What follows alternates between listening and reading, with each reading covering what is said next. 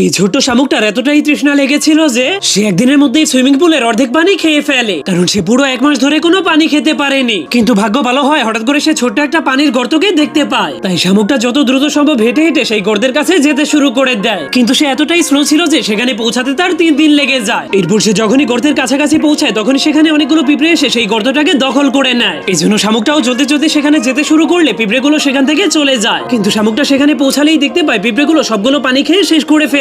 এই জন্য এক ফোঁটাও পানি না পেয়ে শামুকটার প্রায় কান্না চলে আসে। তখন পরিবেশ এতটাই গরম হয়ে গিয়েছিল যে সে প্রায় শুকিয়ে মরতেই বসেছিল। তখনই তার নজর একটা কাচের বোতলের দিকে চলে যায়। সেই বোতলে অর্ধেক পানি ছিল। শামুকটা আরো 3 ঘন্টা হাঁটতে হাঁটতে অবশেষে সেই বোতলের কাছে পৌঁছে যায়। কিন্তু বোতলটার মুখ অনেক উঁচু থাকার কারণে সে বুঝতে পারছিল না যে পানি কিভাবে খাবে। এই জন্য শামুকটা ধীরে ধীরে বোতলের উপরে উঠতে শুরু করলে তখনই একটা দুর্ঘটনা ঘটে যায়। সেই বোতলটা তার ভুলের কারণে পড়ে গিয়ে সবগুলো পানি মাটিতে পড়ে যায়, যা দেখে ছোট্ট শামুকটার মাথা একদমই খারাপ হয়ে যায়, কারণ সে এখনো 1 ফোঁটাও পানি খেতে পারেনি।